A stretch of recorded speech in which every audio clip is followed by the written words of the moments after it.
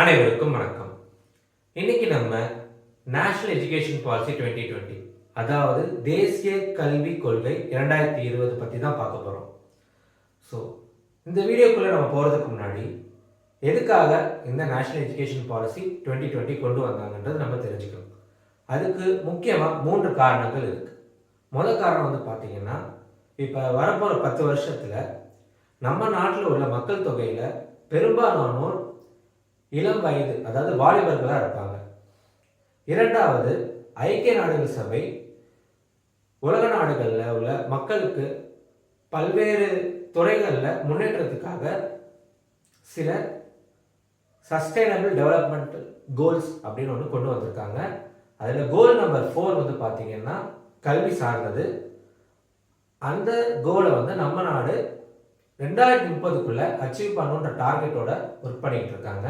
அது இரண்டாவது காரணம். மூணாவது பார்த்தீங்கன்னா, இப்போ இந்த இருக்கிற சூழலில் பிக் டேட்டா, ஆர்டிஃபிஷியல் இன்டெலிஜென்ஸ் மற்றும் மிஷின் லேர்னிங், இந்த 3 துறைகளும் பயங்கரமாக வளர்ந்து வந்துட்டு இருக்கு. இதனால் என்ன ஆகும் பார்த்தீங்கன்னா, இப்போ சில இடங்களில் திறமை தேவையில்லாத வேலைகள்னு இருக்கும். அது எல்லாமே இந்த 3 துறைகளும் ஒழிச்சு கட்டிடும். அதுபோக இன்னும் திறமையான வேலையாட்கள், திறமையான வாலிபர்கள், திறமையான நபர்கள் இந்த 3 துறைகளும் தேவைப்படுவாங்க. இந்த 3 துறை இல்லாமல் மற்ற எல்லா துறைகளிலும் வேலை செய்யறதுக்கும் தேவைப்படுவாங்க. அதற்காகவும் தான் இந்த தேசிய கல்விக் கொள்கை 2020 இல்லை நேஷனல் எஜுகேஷன் பாலிசி 2020 இல்லை சிம்பிளாக NEP 2020 வந்து உருவாக்கப்பட்டிருக்கு. இந்த நேஷனல் எஜுகேஷன் பாலிசி 2020 பார்த்தீங்கன்னா முக்கியமாக 2 பகுதிகள் இருக்கு. முதல் பகுதி வந்து ஸ்கூல் எஜுகேஷன், அதாவது பள்ளி படிப்பு. இரண்டாவது பகுதி வந்து பார்த்தீங்கன்னா மேற்படிப்பு, அதாவது காலேஜஸ், யூனிவர்சிட்டிஸ், அந்த மாதிரி விஷயங்களுக்காக. இந்த வீடியோவில் நம்ம குறிப்பாக பள்ளி படிப்பு பற்றி மட்டும் பார்ப்போம். இதில் முதல்ல அவங்க சொன்ன என்னன்னா, இருக்கிற ஸ்கூலோட கரிக்குலர் ஸ்ட்ரக்சரை வந்து நாங்கள் கம்ப்ளீட்டாக மாற்றுறோம். இப்போ உங்கள் எல்லாருக்குமே தெரியும், 2020க்கு முன்னாடி வரைக்குமே பழைய கல்விக் கொள்கைப்படி 1ஆம் வகுப்புலேருந்து 10ஆம் வகுப்பு வரைக்கும், அதுக்கப்புறம் +1 +2 இருந்துச்சு. இப்போ என்ன சொல்கிறாங்கன்னா, இந்த 10+2 நாங்கள் கேன்சல் பண்ணிவிட்டு புதுசாக 5+3+3+4 இப்படி ஒரு அமைப்பை வந்து நாங்கள் கொண்டு வரோம்னு சொல்கிறாங்க.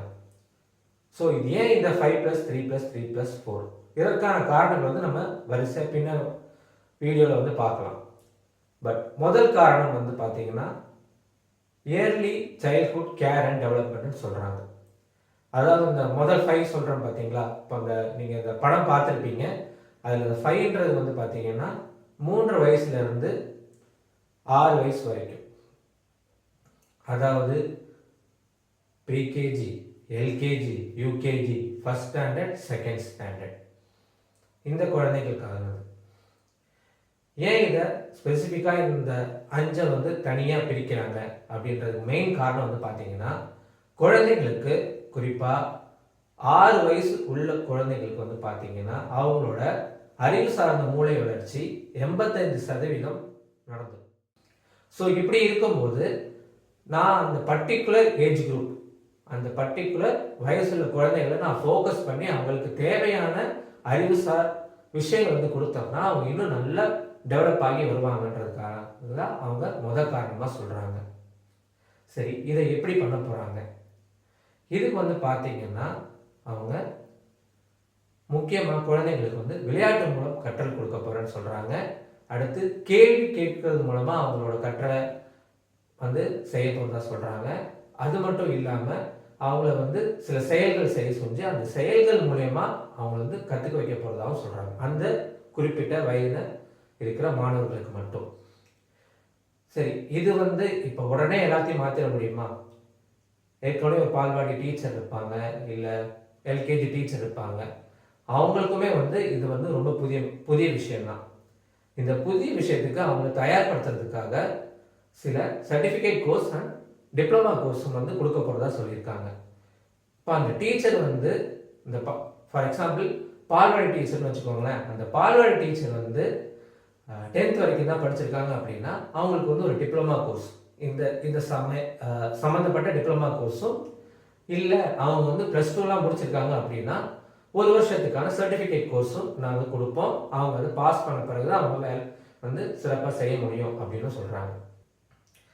இரண்டாவது, இந்த பால்வாடியிலேருந்து ஸ்கூலுக்கு போவாங்க பிள்ளைங்கள், அவங்களுக்கு வந்து சில ப்ரிப்ரேஷன் மாடியூல்ஸ் வந்து நாங்கள் க்ரியேட் பண்ணுவோம்.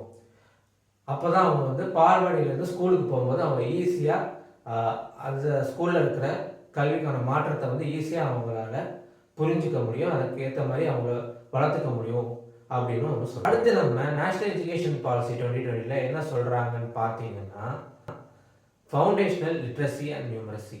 அதாவது இப்போ ஒரு வாக்கியம் இருக்குன்னா ஒரு 5 வயசு குழந்தை வந்து அதை படிக்க தெரியணும், படிக்கிறது மட்டும் இல்லாமல் அதை புரிந்து கொள்ளவும் தெரியணும்னு சொல்கிறாங்க. அடுத்தது நியூமரசி. இதில் என்னன்னு பார்த்தீங்கன்னா, அந்த 5 வயது குழந்தைங்க வந்து கூட்டல் கழித்தல் வந்து நல்லாவே தெரியணும் அப்படின்னு சொல்கிறாங்க. சரி, இதை வந்து எப்படி இவங்க சாத்தியப்படுத்த போகிறாங்க அப்படின்னு பார்த்தீங்கன்னா, 30 மாணவர்களுக்கு ஒரு ஆசிரியர், இதை கண்டிப்பாக நாங்கள் உறுதி செய்வோம் அப்படின்னு சொல்கிறாங்க. இப்போ எல்லா இடத்துலையும் வந்து இந்த 30 மாணவர்களுக்கு ஒரு ஆசிரியர் வந்து கரெக்டாக இருக்குமா இல்லையான்றது சந்தேகம்தான். ஸோ எந்த இடத்துல தேவைப்படுதோ, அதாவது கொஞ்சம் மாணவர்கள் வந்து ரொம்ப பின்தங்கிய வகுப்புகள் இருந்தோ இல்லை ஊர்கள் இருந்தோ வராங்க, அவங்களுக்கு எந்த வசதிகளுமே இல்லை, அப்படிப்பட்ட மாணவர்கள் இருக்கிற இடத்துல வந்து, இல்லை அப்படிப்பட்ட இடத்துல இருக்கிற ஸ்கூலில் வந்து 25 மாணவர்களுக்கு ஒரு ஆசிரியர் அப்படின்ற ஒரு கட்டமைப்பை வந்து நாங்கள் ஃபாலோ பண்ணுவோம் அப்படின்னு சொல்கிறாங்க. இது மட்டும் இல்லாமல் ஆன்லைனில் தீக்ஷா அப்படின்னு ஒரு லேர்னிங் ரிசோர்ஸ் வந்து நாங்கள் க்ரியேட் பண்ணுறோம். அதாவது அந்த தீக்ஷான்றதுல உள்ள வந்து பார்த்தீங்கன்னா, படிக்கிறதுக்கு தேவையான அனைத்து புத்தகங்கள் இல்லை வீடியோக்கள் இல்லை நோட்ஸ் இது எல்லாமே வந்து நாங்கள் கொடுத்துருவோம். அதை வந்து பார்த்து அவங்க ஈஸியாக கற்றுக்கலாம் அப்படின்னு சொல்கிறாங்க. சரி, இப்போ வந்து சிறு வயது குழந்தைங்களுக்கு ஸ்பெஷல் ஃபோக்கஸ் நாங்கள் கொடுக்க போகிறோம். அதுவும் எந்த மாதிரி ஃபோக்கஸ் கொடுக்க போகிறோம், அதுக்கு என்னென்ன செய்ய போகிறோம்னு சொல்லிட்டாங்க. இப்போ குழந்தைகள் முதல்ல ஸ்கூலில் வந்தால் தானே இந்த விஷயங்கள் எல்லாம் சரியாக பண்ண முடியும். பல்வேறு காரணங்களாலையும் பல்வேறு பொருளாதார காரணங்களாலையும் எல்லா குழந்தைங்களாலையும் ஸ்கூலுக்கு வந்து இல்லை பள்ளிக்கு வந்து கரெக்டாக வர முடியறது இல்லை. ஸோ அந்த மாதிரி விஷயங்களுக்கு நீங்கள் என்ன பண்ண போகிறீங்க அப்படின்றதுக்கு இந்த நேஷ்னல் எஜுகேஷன் பாலிசி என்ன சொல்கிறாங்க அப்படின்னா, நாங்கள் ஸ்கூலோட கட்டமைப்பில் வந்து எந்த வித காம்ப்ரமைஸும் பண்ண மாட்டோம். அதாவது பால்வாடியாக இருந்தாலும் சரி, ப்ளஸ் டூவாக இருந்தாலும் சரி, எங்களுக்கு ரெண்டுமே ஒன்று தான். அது எல்லாத்துலேயுமே எல்லா விதமான வசதிகளும் இருக்கும். டேபிள்ஸ், சேர்ஸ், ஃபேன்ஸ், குடிக்கிறதுக்கு தண்ணி, டாய்லெட் ஃபெசிலிட்டிஸ், ஸ்போர்ட்ஸ் விளையாடுறதுக்கு பால்ஸ், இது எல்லாமே வந்து கண்டிப்பாக நாங்கள் கொடுத்துருவோம்.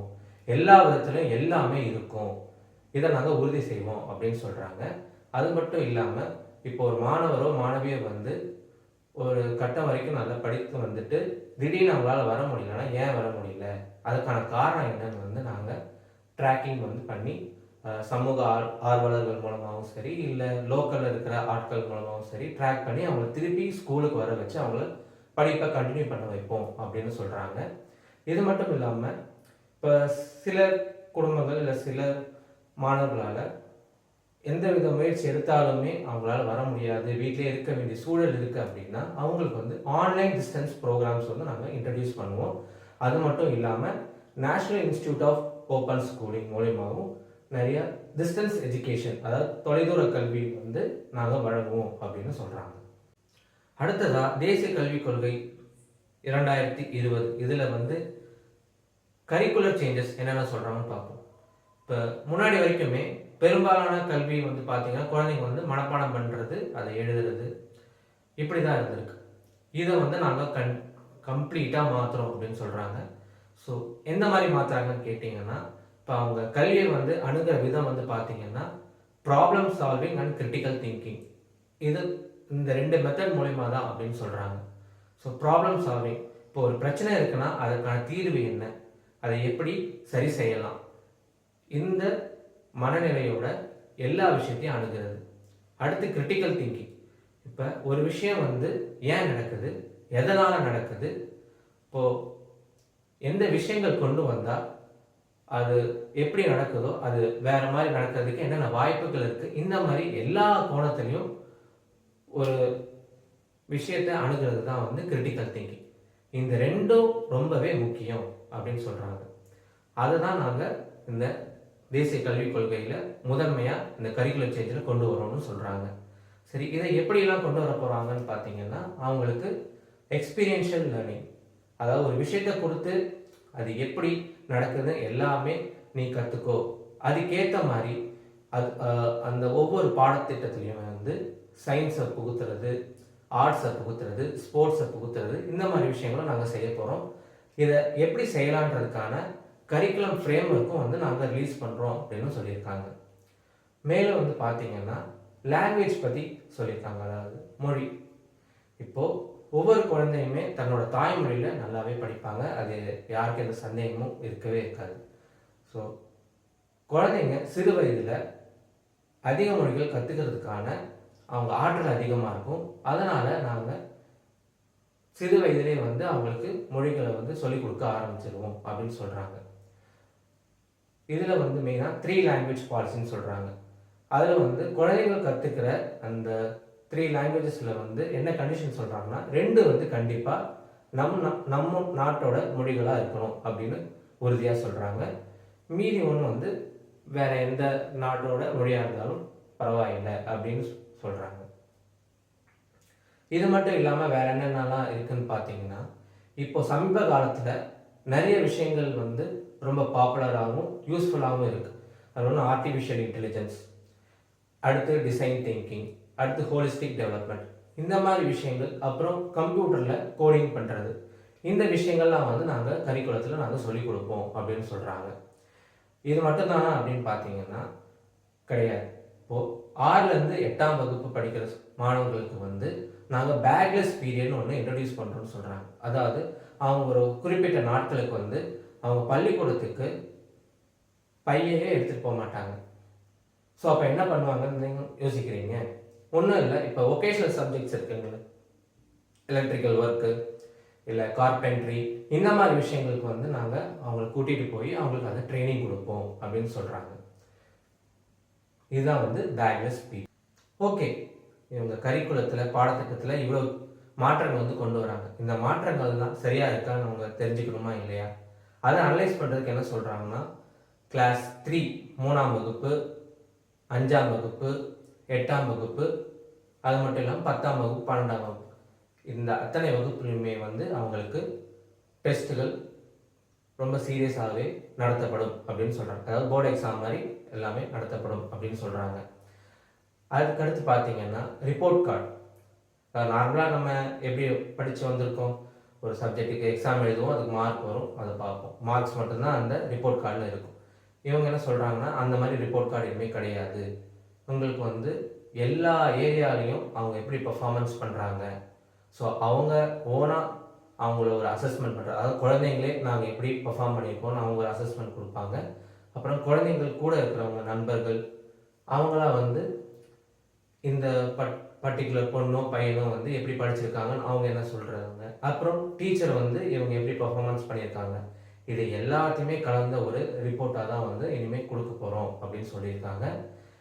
அப்புறம் இந்த பர்டிகுலர் ரிப்போர்ட் ஃபார்மேட் வந்து யார் ரெடி பண்ண போகிறாங்கன்னு பார்த்தீங்கன்னா பரக் அப்படின்ற ஒரு அமைப்பு, PARAKH, பரக்.